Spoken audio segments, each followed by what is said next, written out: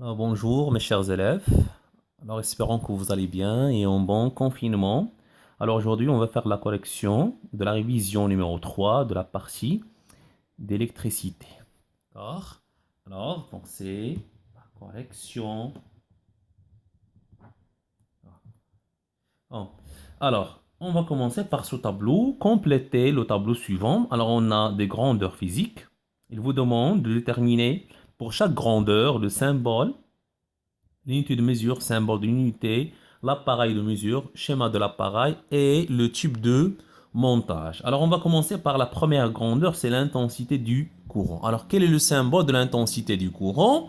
Alors, tout simplement, alors son symbole est I. Alors, on symbolise l'intensité du courant par la lettre I.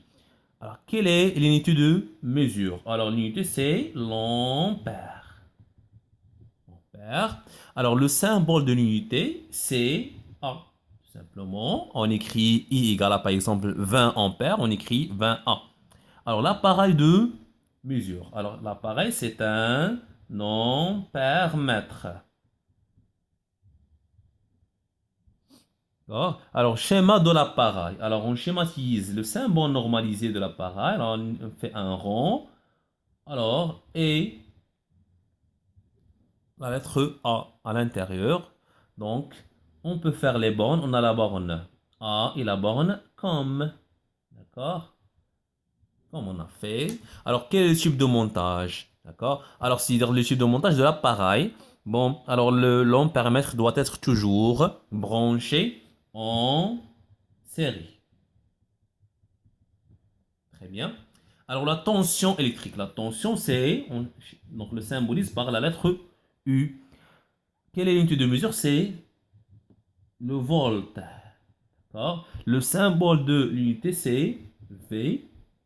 Et l'appareil de mesure, c'est un voltmètre.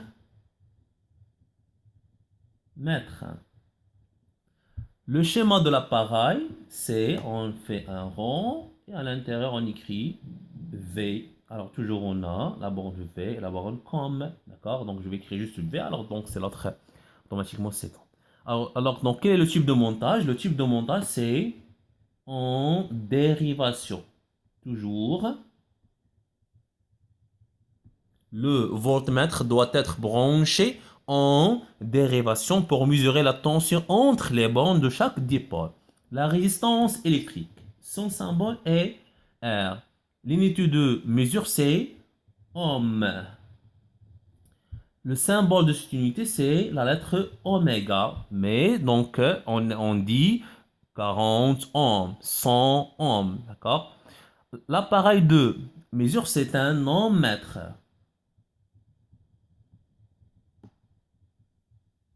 Alors, de symbole, on fait un rond et au milieu, on fait la lettre oméga. D'accord? Alors, le type de montage. Alors, pour mesurer la valeur de chaque résistance, alors on doit brancher l'ohm-mètre entre les bornes de cette résistance ou bien ce conducteur ohmique. Alors, on peut dire c'est en dérivation.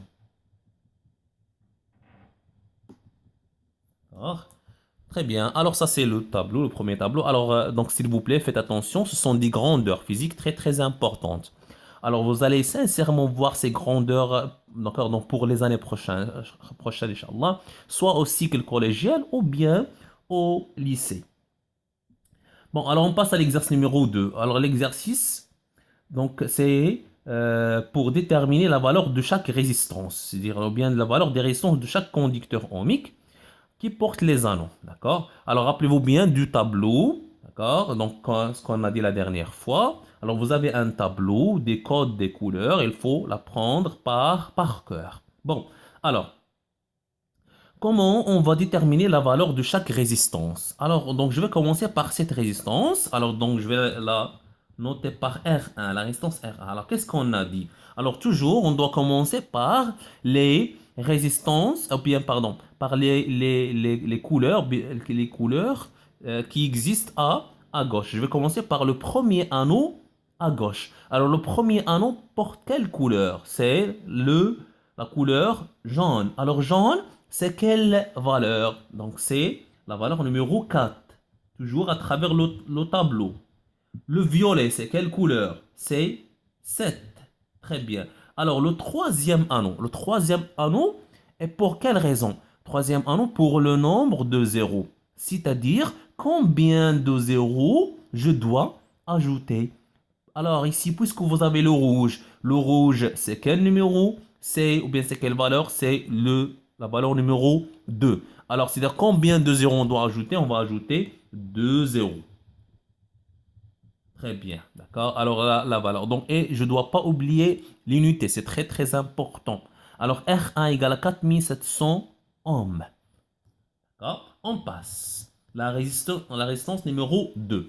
Alors on a le blanc. Blanc, c'est quelle valeur? 9. D'accord. Alors le deuxième anneau, c'est le vert. Le vert, c'est quelle valeur? C'est 5. Alors l'orange. L'orange, c'est quelle valeur? C'est 3. Est-ce que je vais écrire ici 3? Non. Alors ici, je dois écrire 3 zéros. 1, 2 et 3.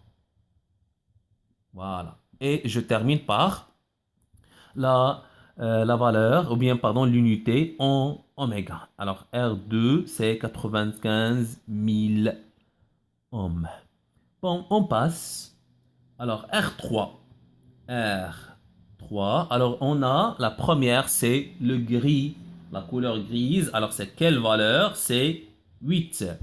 Ensuite, on a le bleu. Le bleu, c'est quelle valeur? Alors, c'est numéro 6.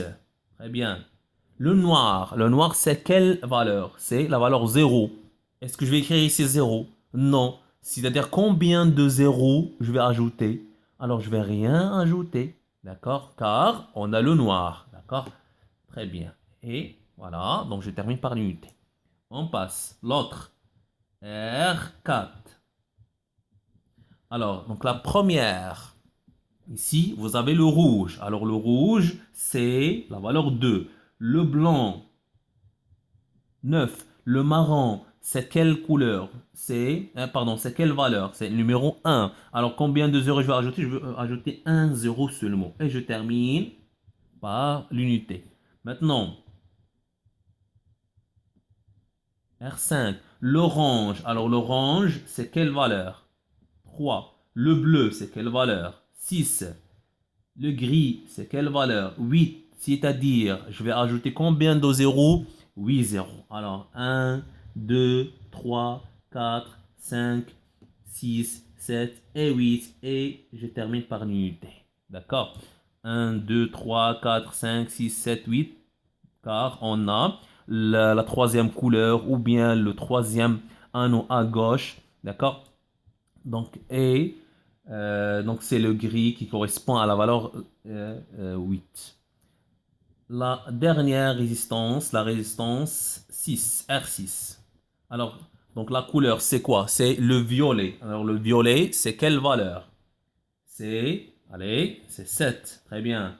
Bon, alors le jaune, c'est quelle valeur? C'est 4. Le noir, c'est 0. Combien je vais ajouter? Je vais rien ajouter. Très bien. Bon, alors, donc, je pense maintenant que vous avez bien compris comment on détermine la valeur de cette résistance, mais toujours à travers le tableau du code des couleurs. C'est très important.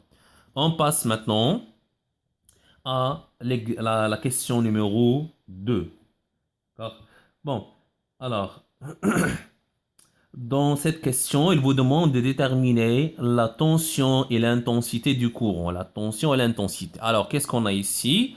D'accord? Alors, on a ici deux appareils. Alors, un appareil sert à mesurer la tension et un autre qui sert à mesurer l'intensité du courant. Alors, comment je vais savoir quel est l'appareil qui sert à mesurer la tension? C'est-à-dire quel est le voltmètre ou bien où est le voltmètre et où est le l'ampèremètre qui sert à mesurer l'intensité. Tout simplement, je dois baser sur le calibre. D'accord? Alors, le calibre ici, c'est quoi? C'est égal à 10 ampères. Alors, ampère, alors qu'est-ce qu'on a dit dans le tableau? Ampère, c'est l'unité de quoi? L'unité de l'intensité.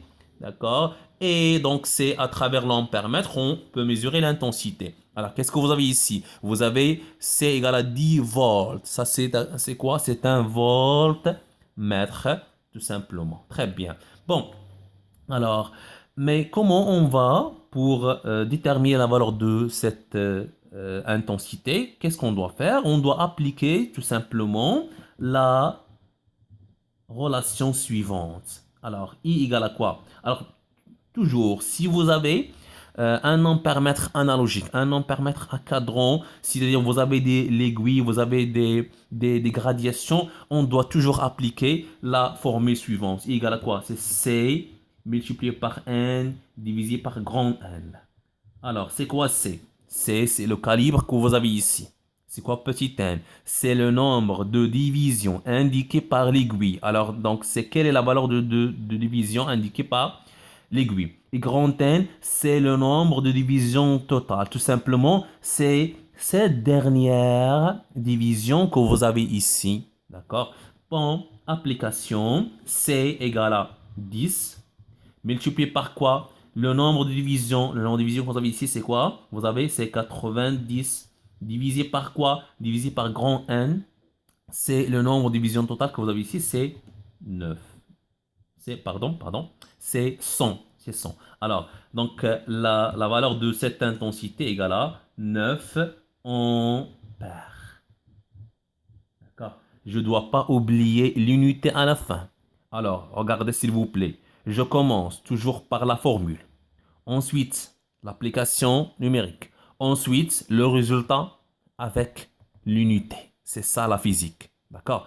Alors, je ne dois pas oublier les unités. C'est ça ce que j'ai remarqué d'après vos réponses, d'après ce que vous m'avez envoyé. La plupart de vous, et je peux dire que c'est plus que 90% des élèves oublient toujours de faire les unités. Alors, la physique, ce sont les unités, les formules, les expressions, les grandeurs physiques. C'est ça le plus important. S'il vous plaît, mes chers élèves, gardez toujours à l'esprit. Toujours. Donc, avant de faire une application numérique, on doit toujours commencer par des formules, les expressions. D'accord? Ensuite, je fais l'application et je termine par le résultat. Avec quoi? Avec l'unité.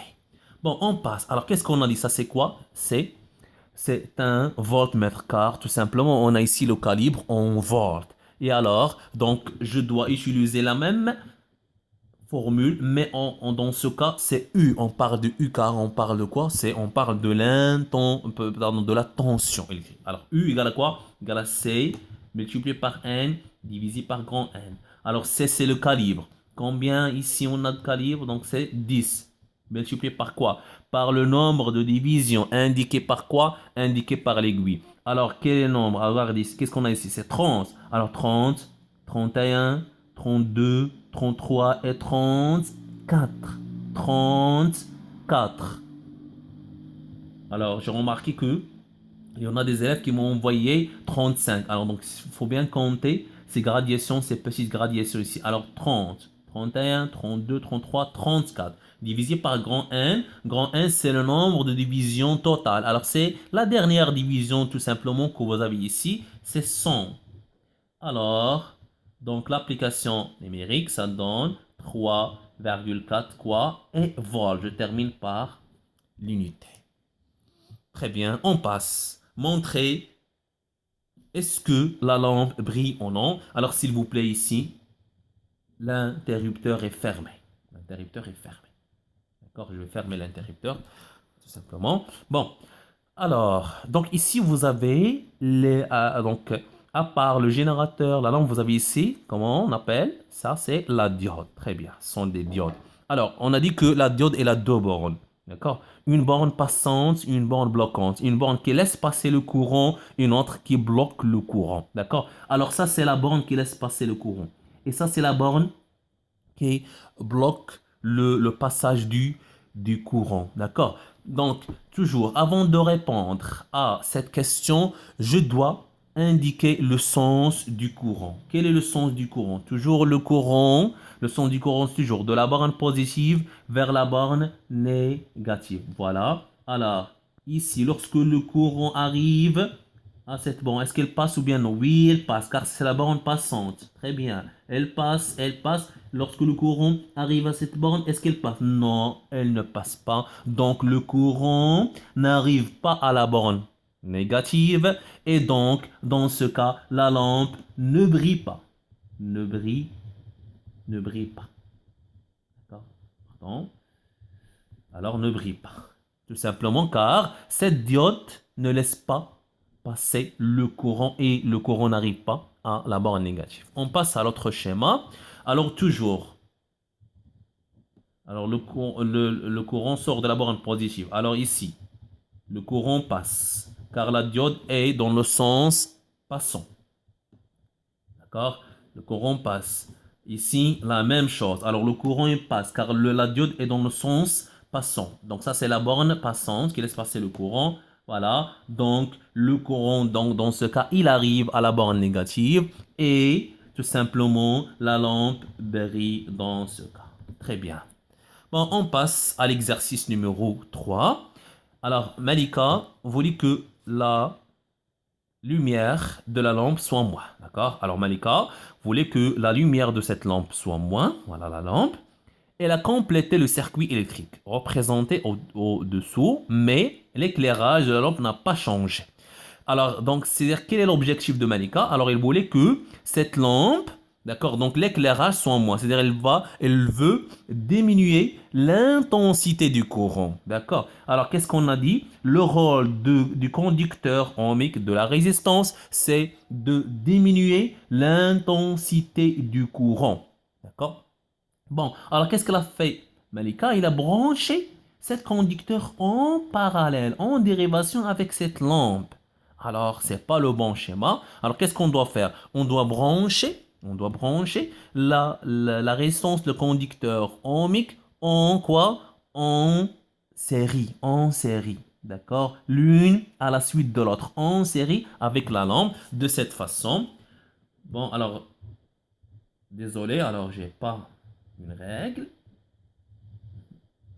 Voilà, de cette façon. Très bien. Voilà. Voilà, donc si j'ai pardon, j'ai un interrupteur, alors je peux le schématiser. Voilà, ça c'est la borne positive. Et ça c'est la borne négative. Donc ça c'est la résistance R et ça c'est une autre lampe. Notre lampe, pardon. Donc dans ce cas, donc lorsque je vais brancher la résistance en série avec cette lampe, alors dans ce cas, là, l'éclairage va diminuer, car l'intensité, d'accord, donc du courant va diminuer, d'accord. Et ça c'est le rôle de cette résistance. Très bien. Bon, alors identifier les couleurs des anneaux qui caractérisent la résistance électrique. D'accord? Donc cette résistance utilisée par Malika, sachant que sa valeur R égale à 620 ohms. Donc, alors la valeur de la résistance égale à quoi? 620 quoi? 20 ohms. Très bien. Alors toujours, je vais commencer par d'accord, donc le premier chiffre à gauche. Ça c'est quel chiffre? C'est 6. Alors 6, c'est quelle couleur? Toujours, donc on doit revenir au tableau. C'est la couleur bleue. Alors c'est le bleu. D'accord? Très bien. 2, c'est quelle couleur? Le rouge. Très bien. 0. Alors, donc c'est quelle couleur? Alors, combien de zéros on a ici? On a un zéro. Donc j'ai remarqué d'après vos réponses que il y en a des élèves qui ont écrit ici noir. Non, c'est pas le noir. Alors ici, je dois compter combien de zéros ici? On a un zéro, un zéro. Alors un zéro, c'est le numéro un. D'après le tableau, numéro un correspond à quelle couleur? C'est le marron. Le marron, d'accord? Par exemple, si j'ai deux zéros, donc je vais compter un, 2. 2 zéros, tout simplement après les deux premiers chiffres. D'accord? Un, 2, le premier, le deuxième chiffre. Alors le troisième chiffre, si j'ai tout simplement j'ai ici par exemple 2, 2 zéros, je vais dire on a 2. 2 c'est le rouge. Si j'ai par exemple 3 zéros, je vais dire 3 c'est quelle couleur? C'est orange. Si j'ai par exemple 8 zéros, alors je vais dire 8 zéros, donc c'est quelle couleur? C'est le gris. Très bien. Bon, voilà, alors ça c'est la réponse de cette révision numéro 3 de la partie électricité. Très bien. Alors merci de votre attention.